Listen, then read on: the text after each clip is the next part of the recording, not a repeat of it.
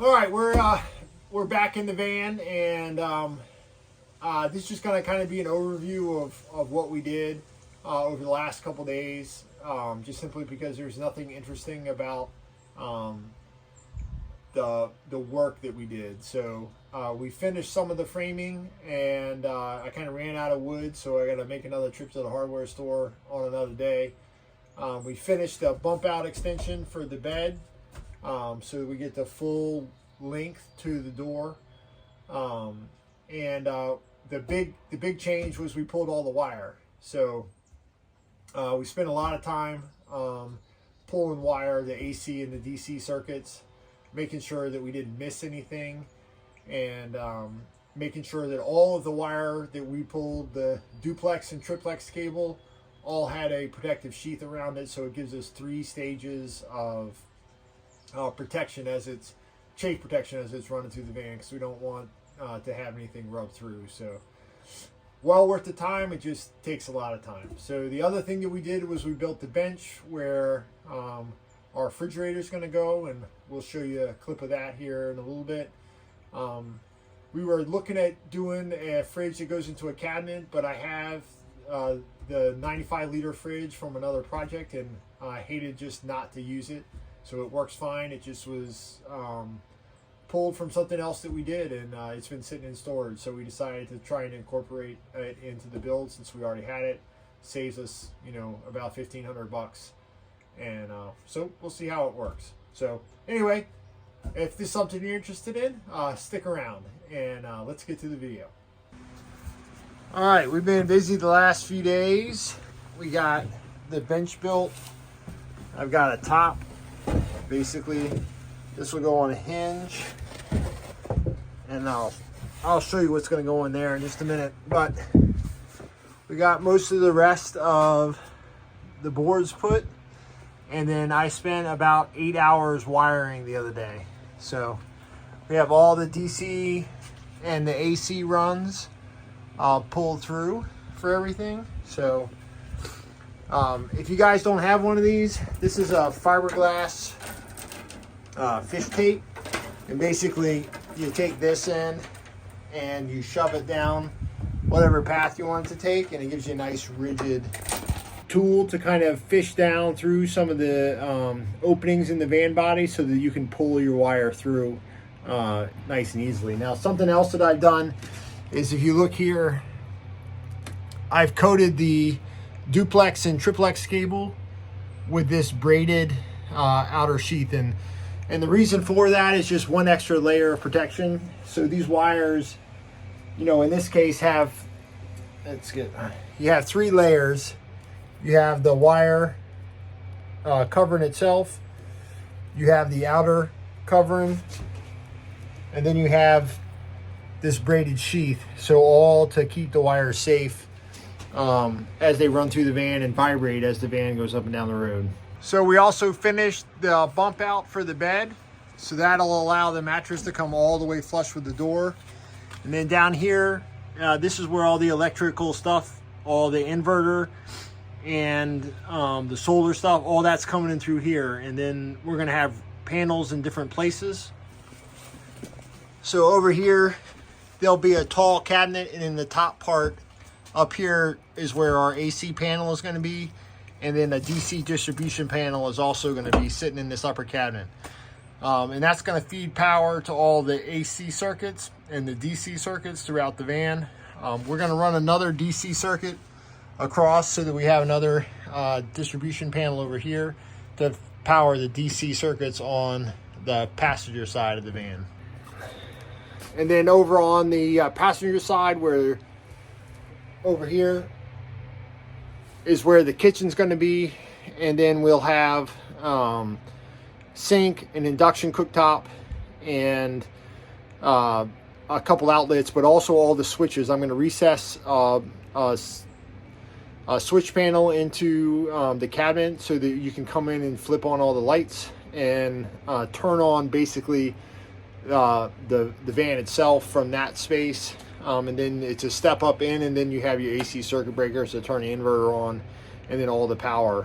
So we're using Victron components, so we'll be having a Servo GX and then its display screen to be able to turn everything on. The nice thing is that you can wirelessly turn the inverter on and off with your phone through the app. So I think that'll be a good addition for us.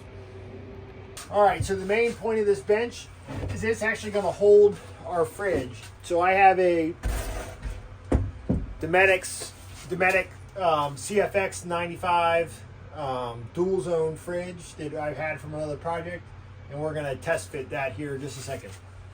It came with, I bought the insulation cover that goes on it, but it's going to be too big for the box that I built.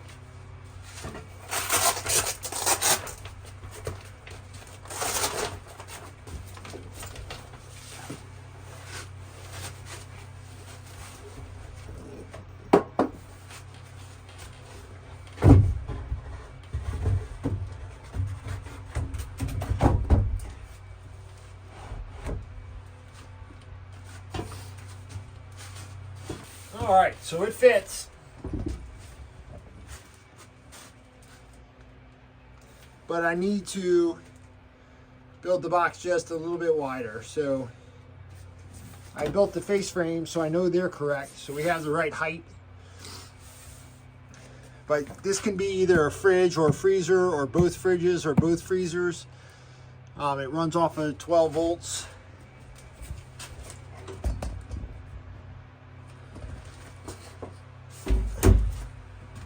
And I built a lid and then just put a support on the inside of it. And then this will be hinged. And so we'll have a nice seat just like this. So you will have to lift the bench up every time you want to get in the fridge, but you know, for the space savings, I think it's going to work out pretty good. With a few modifications, we were able to make all that work. So how we get in and out, I still got to figure out, but this is the basic gist of it. Sorry for the leaf blowers, it's fall. Just so you can see where we're at, so this is all 12-3 triplex marine wire. So it's all 10 wire, and this is going to be for, let's see, I got everything labeled. So this is for the water heater circuit.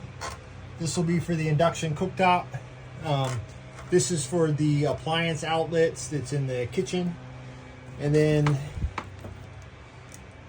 this is for the outlet for the sliding door. And then we have an outlet in the garage.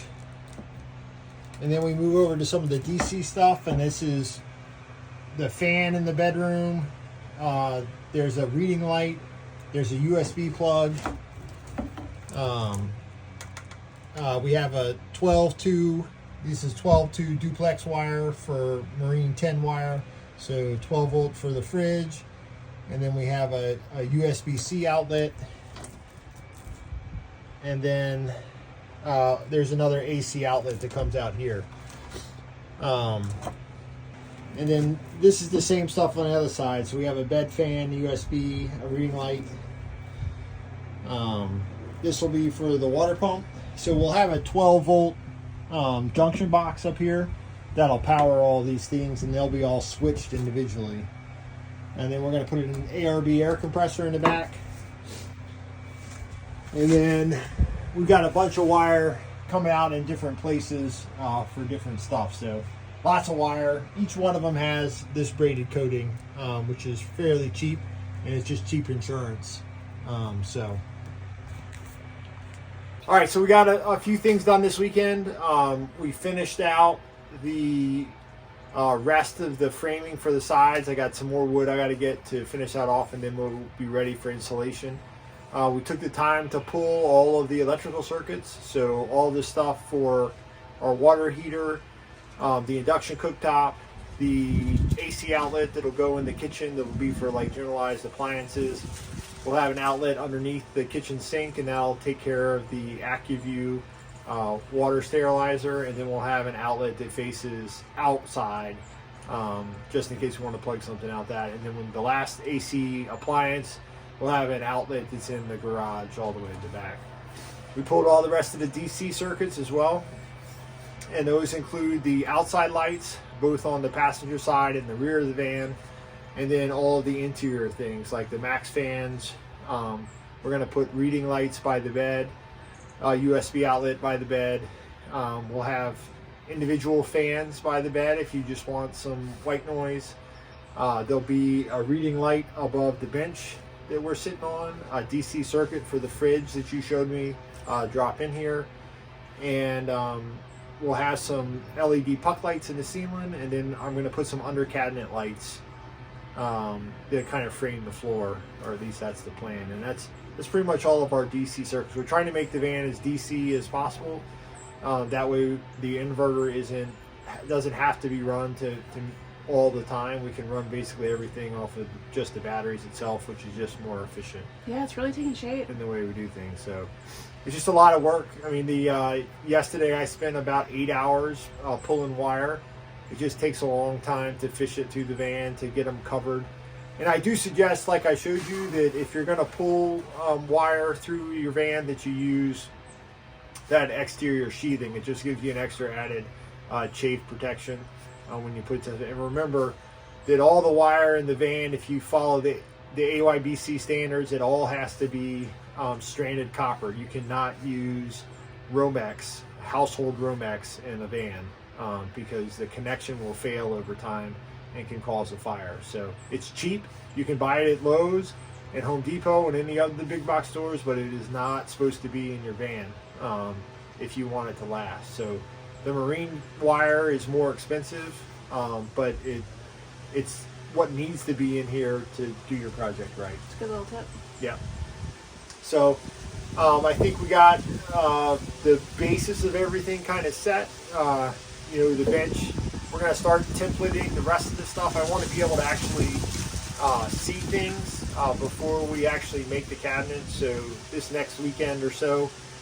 Well, then the cabinets, we also maybe picked out flooring to be able to lay down. Yeah. It looks a little bit different than what we thought we were going to go with, which will change how we think we want our cabinets to look. Yeah. So we'll build this next week. We'll start building out the cabinets themselves. So the kitchen, the upper cabinet, all that stuff we're going to frame out of 2x4s. First, it's inexpensive. It's easy to work with. Make sure that we like the way that they look.